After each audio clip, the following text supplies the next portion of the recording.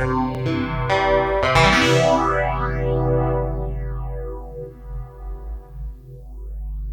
welcome to week 3 of our 10-week series exploring the Buddha Jewel. Today we come to the first of 2 weeks looking at the life of the Buddha after his enlightenment. And I think we could probably have 10 weeks just on that subject and still leave loads unexplored. So I've just chosen a few areas to dive into with the help of the Pali Canon, the oldest recordings of the Buddha's teachings, and also some of the my own experience of living a Dharma life. So if Ed can just bring up our first slide, just to give you a sense of where we're going to go in the next 20 minutes. So I'm going to talk about some of the key moments in the early part of the Buddha's life, but I wanted to draw out something different around what I see as the pattern of his life. So his life of service and devotion to the Dharma, but also to specifically talk about the rainy season of retreats. And then I'm just going to give you a bit of a signpost around where you can go to explore a bit more. Great. Thanks, Ed. So I'm going to start right after the Buddha has gained his enlightenment, something that Sthiranaga described for us a couple of weeks ago. So this is a story that can be found in the Sutta Nipata, and it comes from the Udana. And it's the story of Mukalinda, the Naga king. And I'll give you the reason why I chose this one at the end. So Nagas are said to be the serpents and sometimes dragons who live in the depths, and they're said to protect the Dharma. So I'm just going to read this from the Udana. Thus have I heard. At one time the Lord was staying at Uruvela, beside the river Naranjara, at the foot of the Mukalinda tree, having just realized full enlightenment. At that time, the Lord sat cross-legged for 7 days, experiencing the bliss of liberation. Now it happened that there occurred out of season a great rainstorm, and for 7 days there were rain clouds, cold winds, and unsettled weather. Then Mukalinda, the Naga king, left his dwelling place, and having encircled the Lord's body 7 times with his coils, he stood with his great hood spread over the Lord's head, thinking to protect the Lord from cold and heat, from gadflies, mosquitoes, wind, sun, and the touch of creeping things. At the end of those 7 days, the Lord emerged from that concentration. Then Mukalinda, the Naga king, seeing that the sky had cleared and the rain clouds had gone, removed his coils from the Lord's body, changing his appearance and assuming the appearance of a youth. He stood in front of the Lord with his hands folded together, venerating him. Now, because this is from the Udana, and the Udana can sometimes be translated as inspired utterance, each story finishes with something said by the Buddha. So this is the first utterance we get from the Buddha. So Ed's going to bring that up for us. Blissful is detachment for one who is content, for one who has learnt Dhamma and who sees. Blissful is non-affliction in the world, restraint towards living creatures. Blissful is passionlessness in the world, the overcoming of sensual desires. But the abolition of the conceit I am, that is truly the supreme bliss. Thanks, Ed. So this is a very significant story for me because it's the root of my name, Sthiranaga. And the scholar's translation of that is the most faithful and true, which is actually reference to Mukalinda, for he was the first being to bow before the newly enlightened Buddha. And we could probably spend the rest of today just examining that very short inspired utterance. but we will have to save that for another day. So that was just after the Buddha's enlightenment. So the next significant moment was the point at which the Buddha reflected upon what he now had within his comprehension, the sheer profundity of what he had realized. And in the Arya Pariyasana Sutta from the Majjhima Nikaya, we get this statement from the Buddha, reflecting on that. So Ed will bring that up.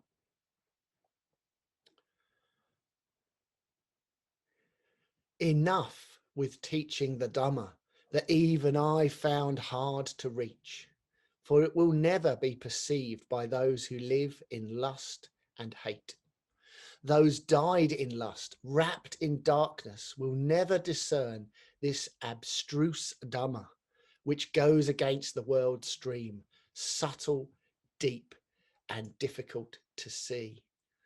So the initial, thanks Ed, the initial reaction of the Buddha was that this was just going to be beyond the reach of everybody. And then what transpires in my shortened version of the story is that the Buddha is visited by Brahma Sahampati, who in Buddhist tradition is the most senior of the Brahmas, maybe even the king of the Brahmas, who has realized that a Buddha has come into being in the world, but he's also senses that the Buddha feels unable to share what he has realized. So I'm going to turn to the Majjhima Nikaya now.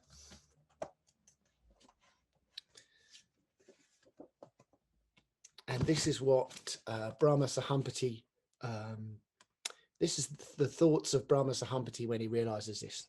The world will be lost. The world will perish.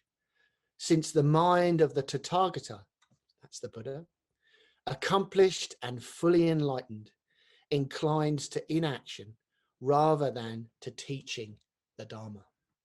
And then he pleads to the Buddha, Venerable Sir, let the Blessed One teach the Dhamma. Let the Sublime One teach the Dhamma. There are beings with little dust in their eyes who are wasting through not hearing the Dhamma. There will be those who will understand the Dhamma. And then we get the response from the Buddha after reflecting on that pleading. Then I listened to the Brahma's pleading, and out of compassion for beings, I surveyed the world with the eye of a Buddha. Surveying the world with the eye of a Buddha, I saw beings with little dust in their eyes, and with much dust in their eyes, with keen faculties and with dull faculties, with good qualities and with bad qualities, easy to teach and hard to teach. So you may have come across that. You may also have come across this other beautiful analogy, which the Buddha then proclaims. So Ed will have that one next. So the Buddha then says, just as in a pond of blue or red or white lotuses, some lotuses that are born and grow in the water thrive immersed in the water without rising out of it. And some lotuses that are born and grow in the water rest on the water's surface. And some other lotuses that are born and grow in the water rise out off the water and stand clear, unwanted by it. I saw beings with keen faculties and with dull faculties, with good qualities and with bad qualities, easy to teach and hard to teach. And then the Buddha responds to Brahma Sahampati with these words on the next slide. Open for them are the doors to the deathless. Let those with ears now show their faith. Thinking it would be troublesome, O Brahma, I did not speak the Dharma subtle and sublime. Thanks, Ed. So that's the Buddha realizing that that is going to be his path. And what happens then is it sets in train the pattern of the next or the remaining 45 years of the Buddha's life. A continuous quest to teach as many people as possible, not only what he had learned, but also how people can free themselves and awaken in the way that he had And then when he resolves to embark on this purpose, he begins by seeking out the two meditation teachers who Sthiranaga mentioned a couple of weeks ago, who had helped him on his early days of going forth. But he already senses and he knows that both of them have already died. So next he seeks out and finds the 5 ascetics, who were his companions for about 6 years. So again, that's a whole story that I'd love to go into. But as time is a factor, what I wanted to do was just to read part of the account of what he taught on what is said to have been 2 full moons on from his enlightenment. So his enlightenment happened in the May full moon, and 2 full moons on, he gave his first teaching to the 5 ascetics. So I'm just going to read something from the Samyutta Nikaya about that teaching. And it's called Setting in Motion the Wheel of the Dharma. Thus have I heard. On one occasion, the Blessed One was dwelling at Varanasi in the deer park at Isipatana. There, the Blessed One addressed the bhikkhus of the group of 5 thus. Bhikkhus, these 2 extremes should not be followed by one who has gone forth into homelessness. What 2? The pursuit of sensual happiness in sensual pleasures, which is low, vulgar, the way of worldlings, ignoble, unbeneficial. And the pursuit of self-mortification, which is painful, ignoble, unbeneficial. Without veering towards either of these extremes, the Tathagata has awakened to the middle way, which gives rise to vision, which gives rise to knowledge, which leads to peace, to direct knowledge, to enlightenment, to nibbana. And what bhikkhus is that middle way awakened to by the Tathagata, which gives rise to vision, which leads to nibbana? It is this noble 8-fold path. That is right view, right intention, right speech, right action, right livelihood, right effort, right mindfulness, right concentration. This, bhikkhus, is that middle way awakened to by the Tathagata, which gives rise to vision, which gives rise to knowledge, which leads to peace, to direct knowledge, to enlightenment, to nibbana. If I had time, I'd carry on and read the 4 Noble Truths, which is also part of that particular sutta that the Buddha delivered to the 5 ascetics. So not only is this a profound teaching of the 4 Noble Truths, which of course includes the Noble Eightfold Path, which many of you will have come across, it's also seen as being very significant because it sets in motion the wheel of the Dharma. And this sutta ends with a little passage which Ed's going to show us.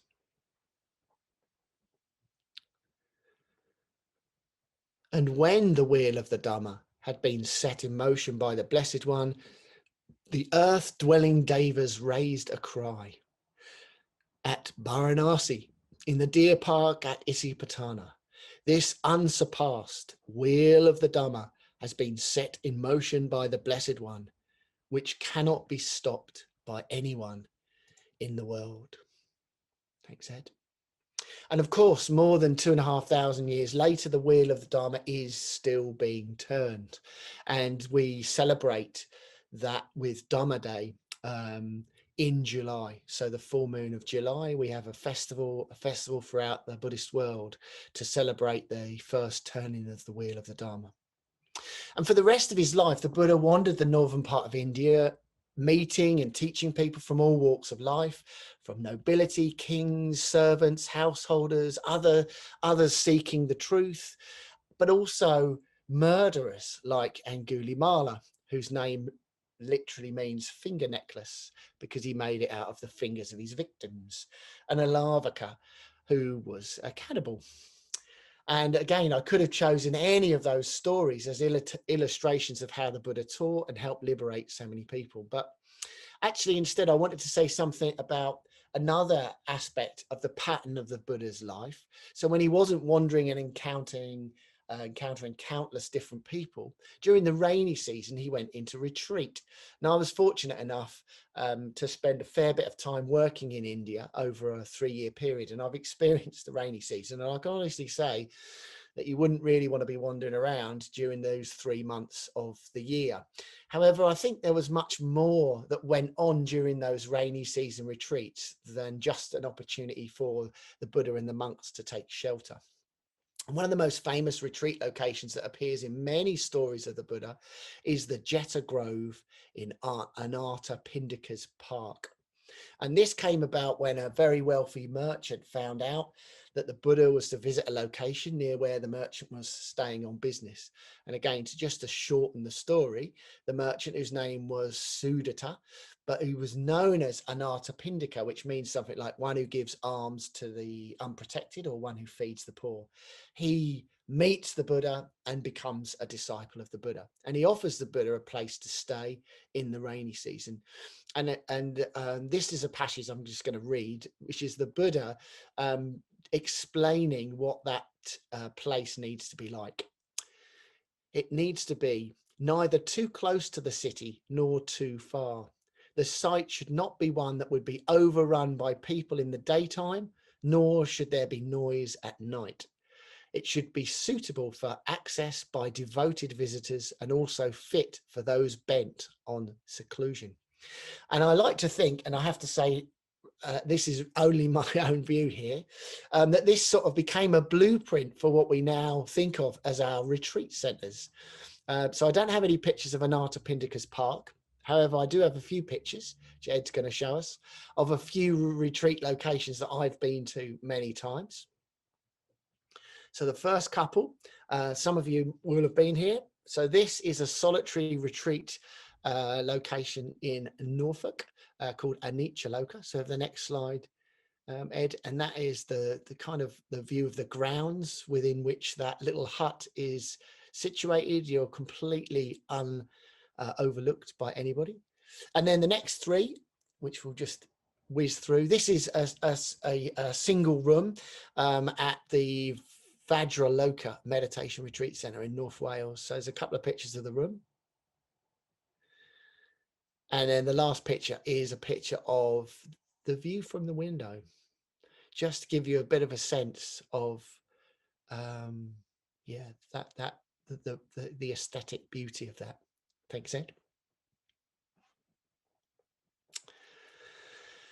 And when we read stories that begin at one time the Lord was staying near Savatthi in the Jeta Grove in Anatta Pindika's park, we're often treated to great discourses of Dharma, which is aimed at the monks that stayed with the Buddha. And of course, this is what we have on our own retreats. We have an opportunity to go deeper, to experience a closeness with nature, an intimacy with others, even or perhaps particularly on silent retreats.